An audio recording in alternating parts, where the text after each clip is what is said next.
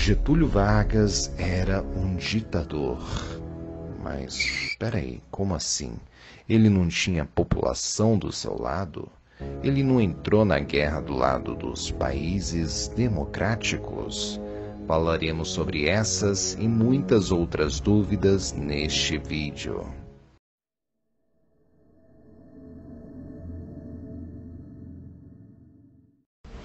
Uma contradição que pesou contra este governo de Getúlio Vargas, principalmente com a sua participação do lado dos aliados, os tão aclamados países democráticos, é que o Brasil na época não era um país democrático. Ao contrário, o país passava pelo Estado Novo, um regime ditatorial imposto pelo próprio Getúlio Vargas em novembro de 1937 e que duraria até 31 de janeiro de 1946. O regime era tão centralizado na figura federal de Getúlio Vargas que os próprios estados, unidades administrativas da federação, foram abolidos pela Constituição de 1937. E, em evento realizado na Praça Roosevelt, no Rio de Janeiro, capital do Brasil àquela data, no dia 27 de novembro de 1937, houve a cerimônia da queima das bandeiras estaduais, momento de inflexão do país, que outrora era governado de fato pelos oligarcas presentes em cada estado brasileiro. Hasteada, só sobrou a bandeira nacional, simbolizando a centralização de poder.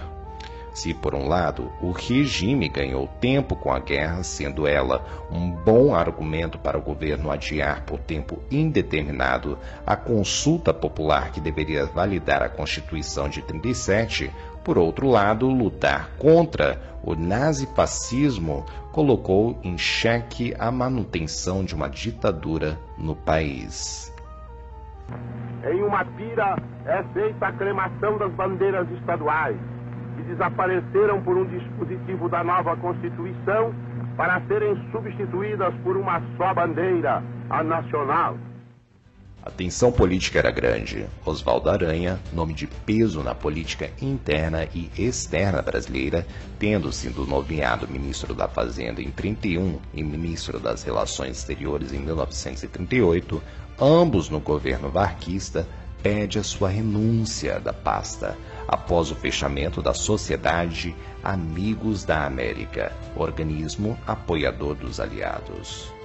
Mesmo com todas essas tensões, Vargas tenta a manutenção de seu cargo através da campanha de Marcondes Filho, que durante o ano de 1944 enaltecia a figura de Vargas no rádio.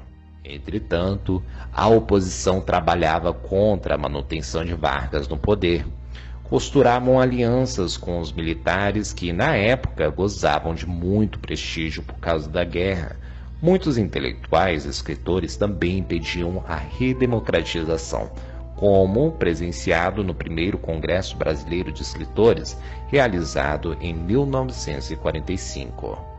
Getúlio Vargas então cedeu à pressão e decretou que as eleições deveriam ser realizadas no dia 2 de dezembro de 1945. Getúlio Vargas afirmava à época que ele não desejava mais continuar no poder. Entretanto, Getúlio Vargas não era bobo nem nada. Em alguns dias assumia as ruas das capitais do Rio de Janeiro o movimento queremista. O movimento ganhou lugar nas ruas com palavras de ordem em apoio de Vargas e com o slogan "Queremos Getúlio". Pelo visto, Getúlio não queria largar o osso, não. O movimento teve auxílio de camadas populares e a anuência de alguns partidos de esquerda, como os próprios comunistas de Carlos Prestes. Isso mesmo, Carlos Prestes, cônjuge de Olga Benário Prestes, que foi mandada para a Câmara de Gás com um empurrãozinho amigo de Vargas.